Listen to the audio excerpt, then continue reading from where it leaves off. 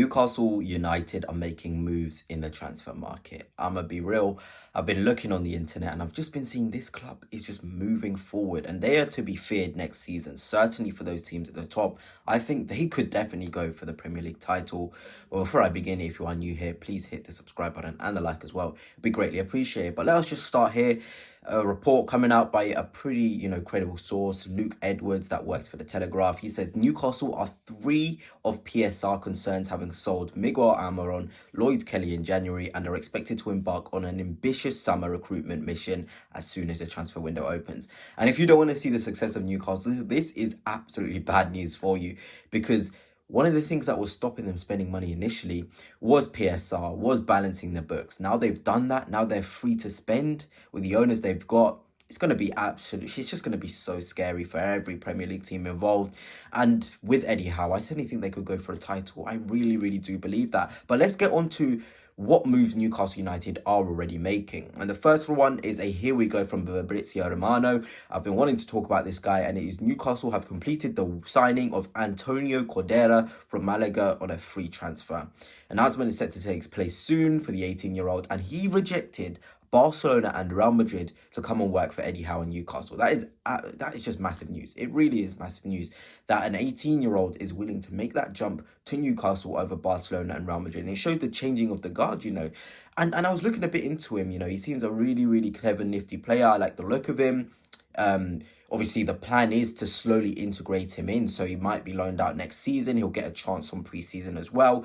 So it's just looking bright. It really, really is looking bright. And I think the best thing for Newcastle is to start the building from the bottom rather than starting at the top with the 100 million signings, because you want to become sustainable whilst also having a squad which is competitive and it can reach even higher heights. And I feel like the ownership know exactly what to do. Ever since they signed the likes of Trippier, Isak, all of those signings, Gordon, smart signings. I think Cordera is going to be it's going to be a bang. It's absolutely going to be a bang. And here is a look at what he can do, a little bit of the clips whilst I talk over it.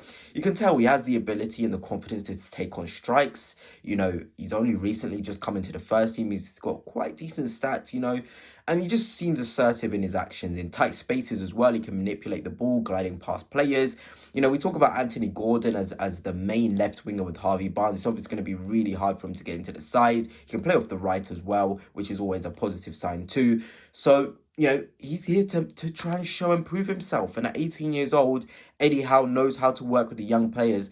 I think he has all the fundamentals to be a real success for Newcastle and Eddie Howe. Physically as well, he's quite impressive. You can be great technically, you can be great on the ball, but what is your physical attributes? And I feel like Newcastle want to build a squad which is physically strong, technically strong, and mentally strong. And this player has certainly got most of those attributes already at 18. You don't want somebody who's going to be shy. He wants to take on responsibility. And in terms of his stats, he's an 18-year-old winger, can operate off both flanks, like I've said. He's appeared 32 times for Malaga first team this season, which is incredible for an 18-year-old, making 18 starts, getting 5 goals and 5 assists.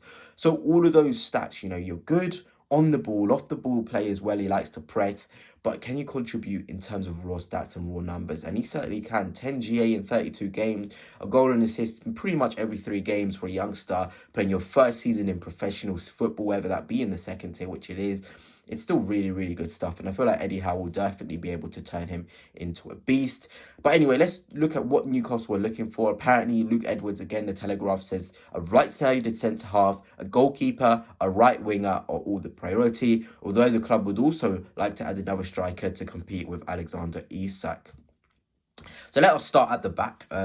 Recently, some reports coming out that Newcastle and Chelsea have spoken to the management of Kimmich at Bayern Munich to express their interest in signing him. He's very open to leaving Bayern this summer, is willing to listen to offers. And I think Newcastle have wanted someone like Gahey, Kwanzaa, but Kimmich, I watch Bayern quite a bit. I feel like he will add a lot of, strength, experience to the Newcastle back line. Some of the things that I talked about is, is he good on the ball? Yes, he is actually quite good on the ball, both feet as well. For Napoli, he was probably their best player. You had Osimhen in there, Kvaratskhelia, but Kimmich at the back, he was an absolute wall. And going to Bayern, he's kind of fell off a little bit. But Newcastle know the signings they need to make. Not bona fide superstars who are, absolutely hitting the ground running.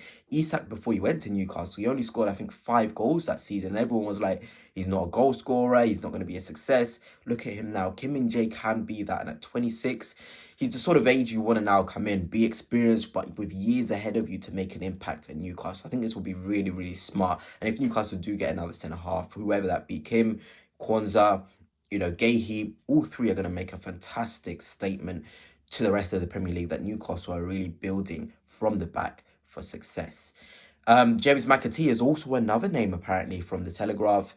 It's being monitored by Newcastle. And how many times have Newcastle made a really smart signing that's English? Anthony Gordon, one of the players coming in. Trippier, one of the players coming in. English. Nick Pope is there. All of these signings, they just make sense. And McAtee is another player at a big club where he's on the periphery. We've seen his impact for Manchester City. When he does get minutes, he looks really good. So Newcastle are willing to make that gamble. I think he would be an absolute success. He really would. I feel like they missed that number 10 who can be creative against the low blocks, against teams that sit. You need a bit of magic. McAtee, bring him on. He can be that player with a bit of magic and really show his quality against these really low block sitting teams. And I would be so impressed if they got someone like him, although there is a lot of competition for his signature.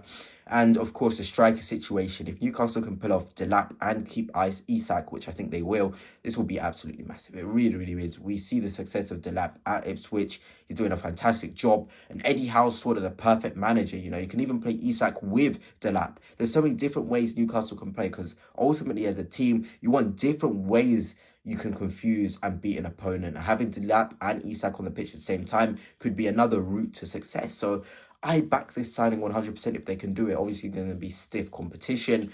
But Liam Delap just makes sense to go to Newcastle. I don't know why, but in me, he just seems like Newcastle will be the right step for him at the minute, where he can be a success and sort of help them get to the very next level, whether that be a squad option in the starting lineup. It just really does make sense to me.